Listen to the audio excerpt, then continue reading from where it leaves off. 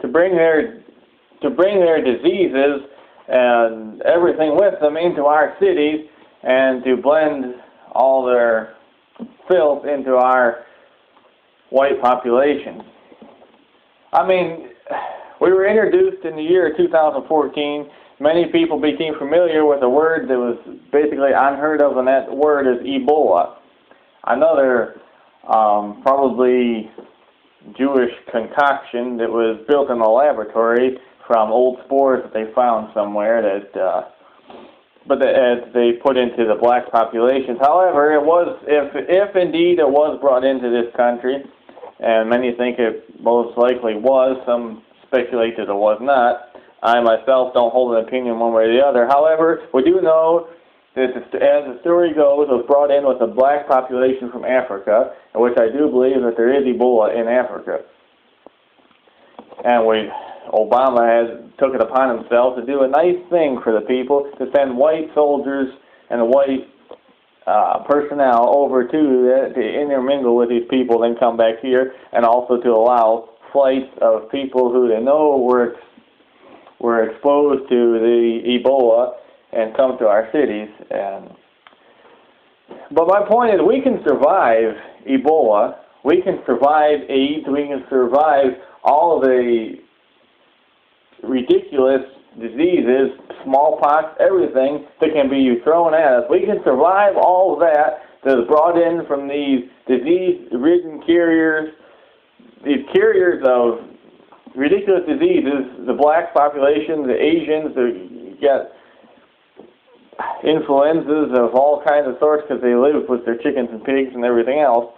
The Mexican illegals bring in up diseases. We can survive these diseases. We can survive these black on white crimes. We can do something about it. We can survive all of these things. One thing we cannot survive as a race of people is the intermixture of blood. And that is exactly what happened when the Haitians came up from Haiti. Even in some of the towns I'm quite familiar with that were basically 90%, 95% white are now 75% white. 20% is made up of Haitians.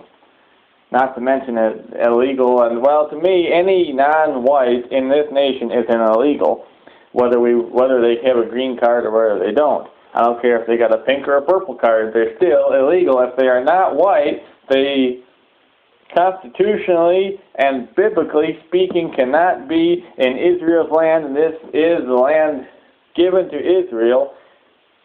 The children of Israel inherited this land, and this is a white nation. Hence our mission as a white nationalist, a white Christian nationalism is what we are here for. There is no legal non-white in America, and that is my opinion. So when I talk about illegals, I guess that could apply to any non-white, whether they got, well, no matter what color card they got. But the idea of bringing these people up here results in what we see, the intermixture of blood, and it's happening everywhere. And that is one disease that our race cannot survive. We have proven we have conquered smallpox. We have conquered Black Death, the Black Plague. We have conquered dysentery. We have conquered cholera. But one thing our race is very vulnerable to and very weak at this point is the disease of the darkening of blood. Another form of black plague, you might say. A plague that is the intermixture of our blood. We must hold the blood in its utmost purity, and it must be sacred to us to maintain a pure, unadulterated bloodline. That is the greatest gift you can give to your children, your children's children, your grandchildren, is the gift, the inheritance of a pure, unadulterated bloodline. Okay, that was not at all in my notes of what I want to talk about. but that was a point that needed to be made. That one was just thrown in for free. Okay, getting back to the year 2015 and the direction of the movement. For those of you that have been following, we know that last year, the year 2014, was the year we remembered our sort of I'm not going to say our motto, but what we had our mindset to remember in the year 2014. We remembered the 14 words, or the 14 points. 14 words is common to the white nationalists, which is an abbreviation of a statement made in Mein Kampf. The 14 words, I will quote for those of you that don't remember the exact order of them. I read, "We must secure the existence of our people and a future for white children." That is common known. 14 is used. The number 14 is used as a greeting or a sign-off among many white nationalists today, and that 14 is based off of those 14 words. Those 14 words are is a consolidation or abbreviation taken from Chapter 8 of Mein Kampf by Adolf Hitler, which says, and I quote, "What we must fight for is to safeguard the existence and reproduction of our race and our people, the sustenance of our blood, the freedom and independence of the fatherland, so that our people may mature for the fulfillment of the mission allotted it by the Creator of the universe."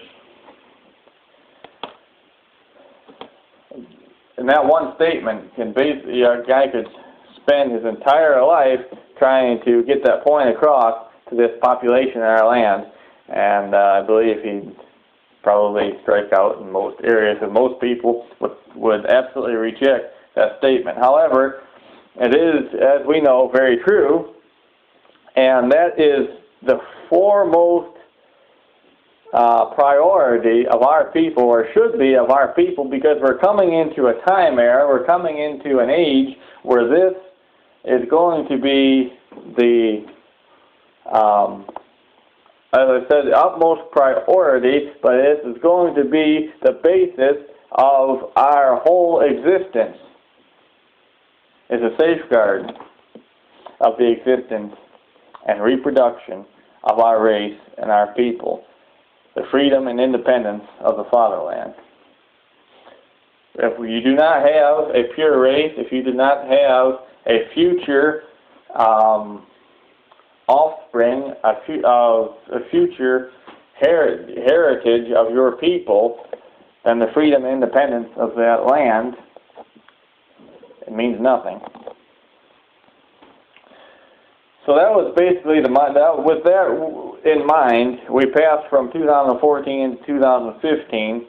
We're going to keep the 14 words and that statement in mind, in our remembrance. As we pass into 2015, we're going to remember that it was the 15th day of the second month that the Creator of the universe, the God of Abraham, Isaac, and Jacob, had released our people from slavery and given them the promise of their fatherland, the Father's land, the land of Canaan. They're in the Egyptian bondage. We all know the story. We're very familiar with it. The actual story of this happening within Exodus chapter 12 and Exodus chapter 13. But it reminds us it was the 15th day, the night of the Passover was the night of the 14th, and the 15th day was a day of release. We're going to remember that the 15th was the day of release, where they were going to be freed from their bondage, and they were going to take back. It says that they took spoil from the Egyptians. They came out with great wealth. Basically, they were taking back what rightfully belonged to them, because they were slaves in Egypt, working for